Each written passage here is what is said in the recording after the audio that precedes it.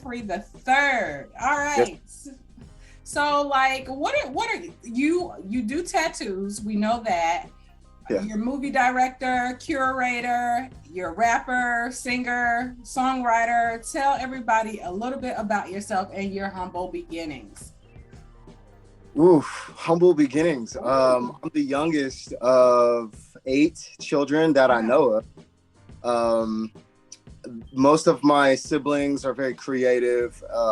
Some of them are also in the industry of art and film and stuff like that. So, and my father was very much involved in singing in his life, different groups. So I followed in his footsteps with the music. My mom always had music playing. If it wasn't soca or some Caribbean flavor, my mom is from Trinidad and Tobago. So I definitely got a lot of influences from different styles of music. Um, and yeah, I just, that's just me through and through. I'm an artist through and through. An artist, that's right, a curator. Like, and when I Yeah. see that you had so much going on, I'm like, wow, he's mad talented. Like, for one, with the tattoos, and then I like the tattoo on your forehead and your reasoning for that, but we're going to get into that a little later. So my first question, did you fall in love with hip hop or R&B first? Hmm. That's a really good question. Thank you. Um, it was both at the same time. Music in general. I was always into singing because my father was a singer. So jazz standards, I grew up knowing jazz standards, old songs. Right. So that gave me the foundation. I then later on, as I got older, I figured out what hip hop and rap was, and my older brothers definitely gave me some of that flavor growing up, watching them and their musical taste. Um, yeah, I would have to say though, if I had to choose one, it would definitely be the singing aspect of it.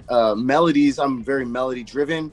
I like those things that'll get stuck in your head, and those songs that are just like undeniably just good for your soul. Facts, feel good music. Yeah. Okay, Yeah. so who inspired you the most to follow your dreams? To follow my dreams. I think it was definitely a mixture of my mom and dad for sure. My dad, that dude is just, whew, he's a case and a half. He really is his own king, and he likes his stuff the way he likes it, and I definitely got a lot of that from him. But my mom, on the other hand, she's very meticulous, and she's very savvy, book savvy, and very smart when it comes to number crunching and just being very financially and like that type of person, numbers.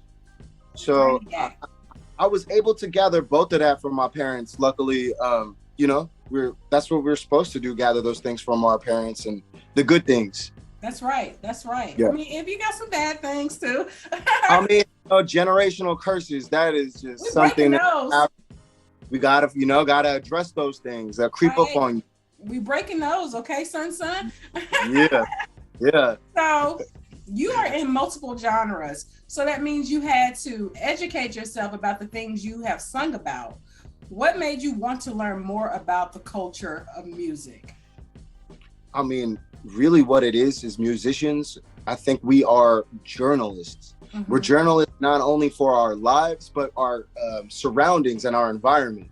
So I was really enthused about, being able to emotionally release some of my stresses through music and be able to hide some of my emotions that I would normally speak about on a normal day-to-day basis. This is my outlet.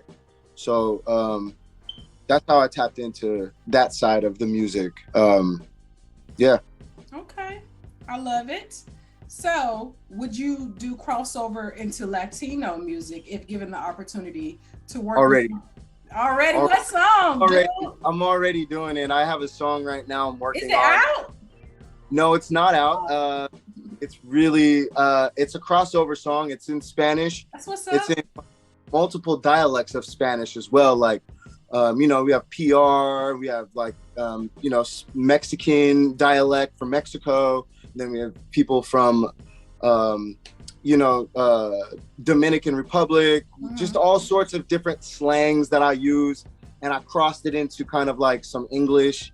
I'm really looking forward to taking a trip to the DR and or Puerto Rico to film this song video visual. That's what's up. See, we on the same page. All right. You on it. You already know. So speaking of hot, tell me about your latest singles. So I mean, I've had a couple singles before Kastle Face. I have a single out right now titled "I Love You."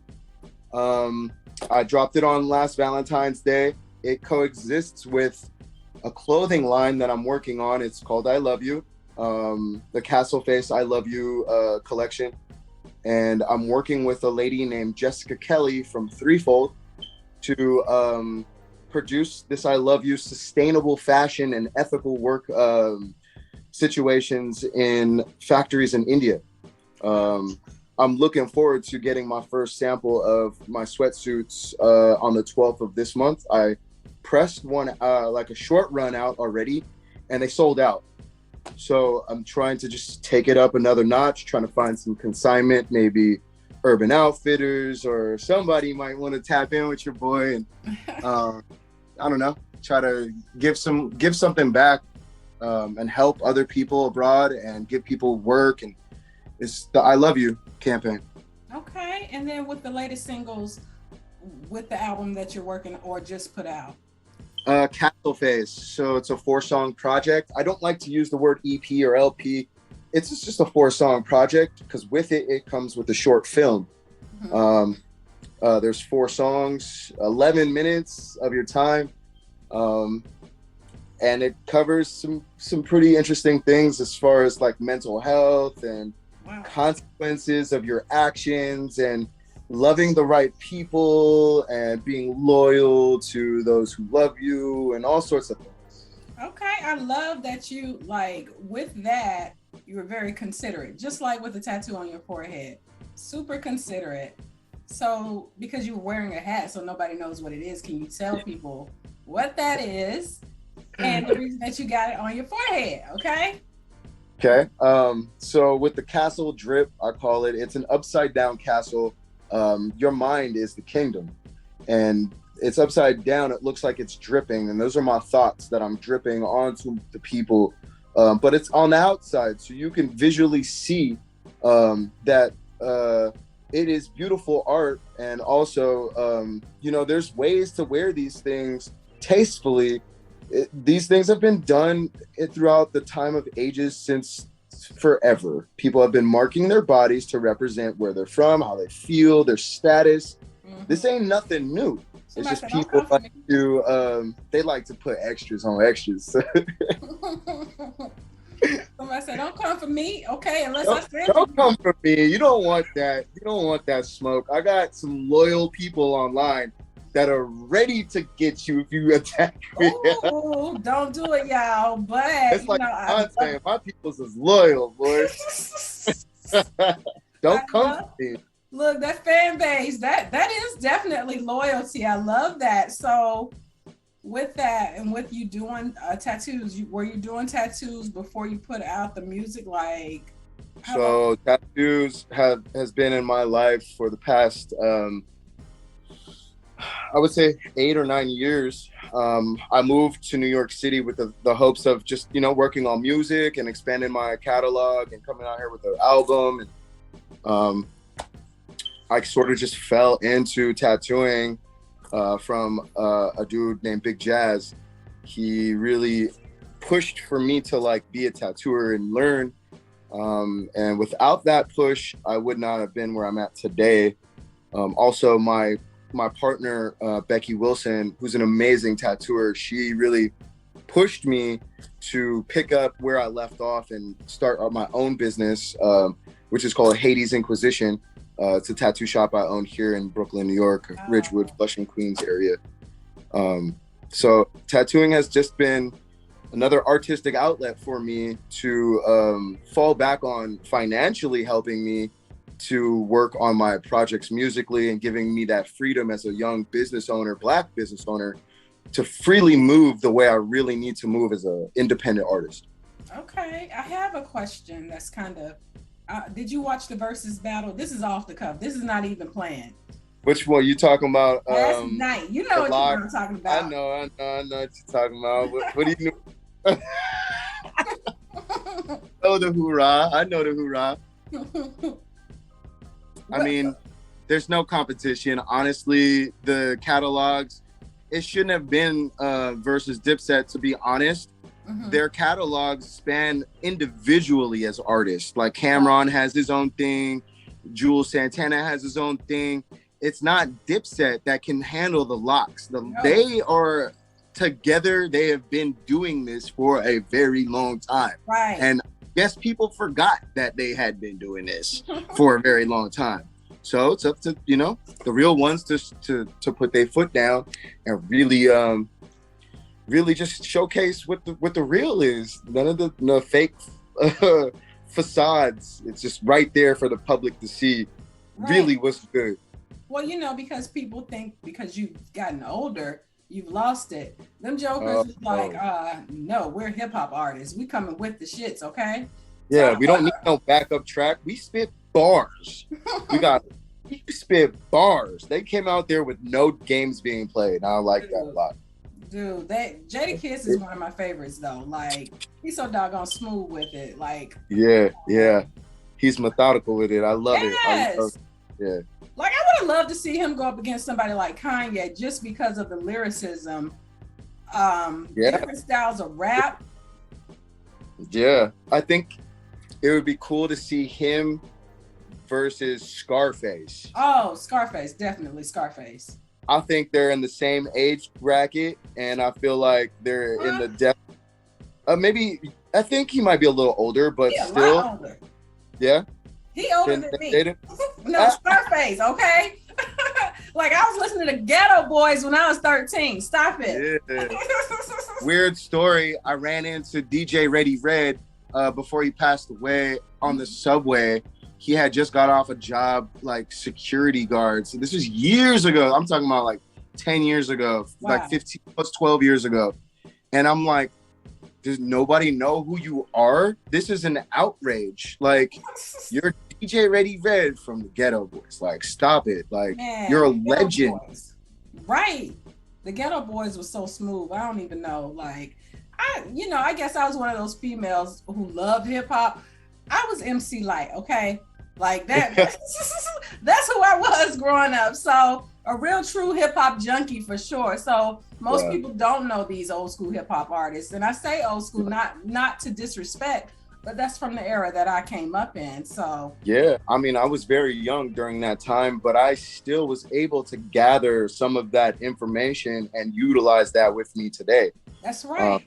I was born in the 80s, so I got that. I seen some stuff. I mean, I remember growing up hearing the Fat Boys, my brother beatboxing. That's how I learned how to beatbox, was from a Fat Boys tape. Like, did you watch The Disorderlies? No, I haven't. Man, you gotta watch that. Like, go in the archives and watch that. That thing is hilarious. So my next question, and this is my real question for real. And this is a weird question. Would you still do tats even if you struck millions in the game? And yes. What are your thoughts on humility? You know what? We all need to be brought down. A prime example right now is the baby. Well, how did I know you were going to say that? He needs to be brought down. He forgot. He need to humble himself. He said some stupid shit that he shouldn't have said. Right. And I totally disagree with what he said, and I don't condone that type of hate or rhetoric at all. Right. And with the tattooing, of course, I would love to tattoo. I love giving people that art. I love providing a safe space for people to get tattooed and not have to deal with that type of rhetoric or that type of feelings inside the tattoo shop. Facts. Yeah. Facts. My daughter is gay, and I wish to fuck somebody, and yes, I am cursing on this interview. Come for her. it's gonna be an all-out war. Like you're gonna see a Facts. side of me for real. Facts. Listen, Facts. WWF, not WWEF. No, F. Hulk Hogan smash. Right. Andre Giant. Like, nah, we're not getting ready to do that. No, we're not playing that game over here. We stand in unity with all people's rights to be whoever they want to be. Respectfully, you know? But we stand next to that 110%. Right. So here's another question, and it's a little weird. Real life superheroes that saved you from yourself, and what was the lesson?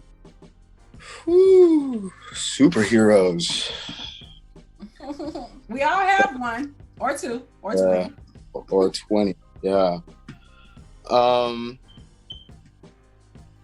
feel like my mom is definitely a superhero. I don't give her enough credit on a day-to-day basis. And if she hears this, she'll probably start crying or whatever. But she definitely has been one of the strongest people that I have ever known. Through her adversities, not being from this country and making a life for herself and dealing with death and sickness and just people just, you know, just letting her down.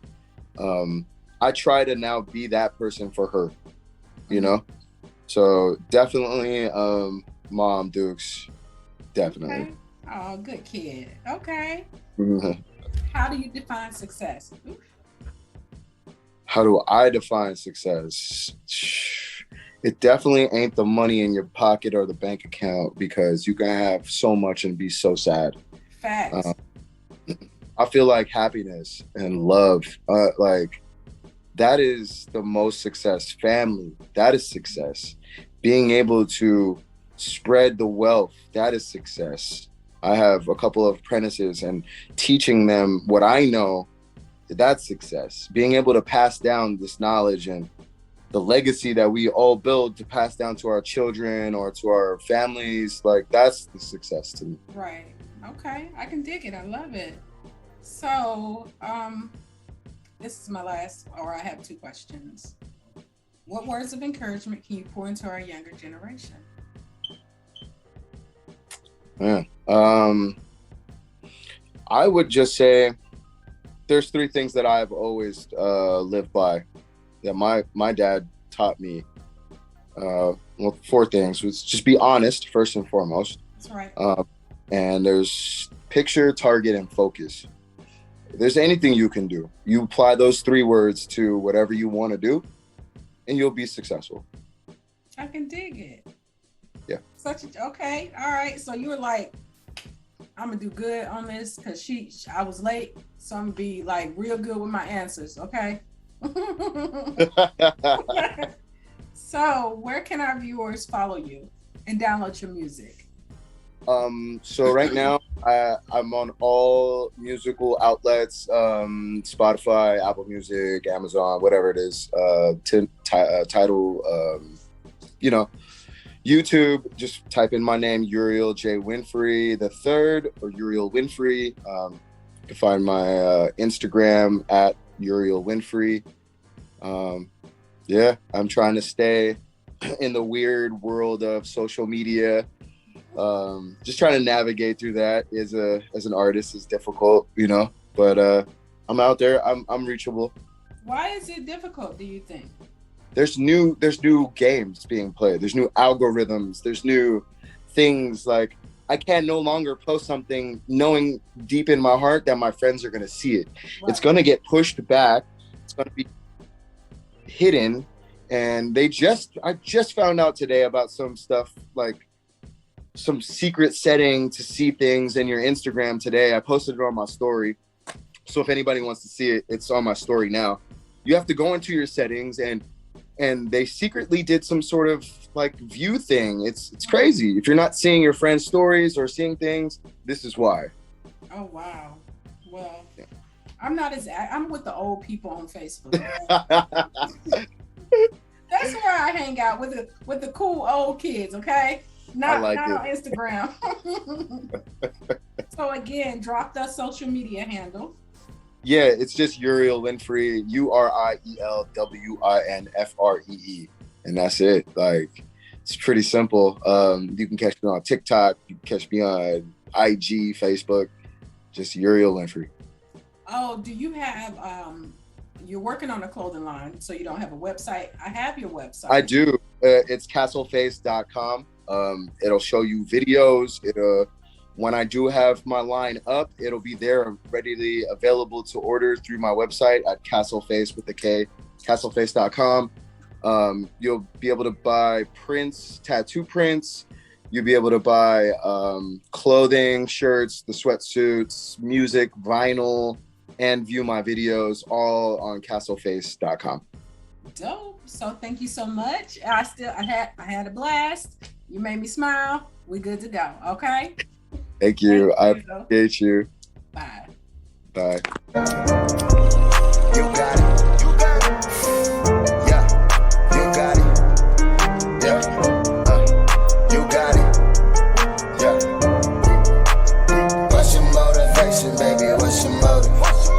Why you even coming? Why you looking lonely? See you from across the room and feeling horny. And something like a slapping music tenderoni. Why you came for? What's your motive? Why you looking so focused? I can see it in your face. Did you find your purpose? Tell me what your goal is. Baby, is it gold? Do you even know? You been running around in circles, let another man hurt you. When you know a nigga universal, then you wanna go and take it personal. See you do it for a person too. Tryna run game when I got a whole arsenal. Should've known better, I was on the move.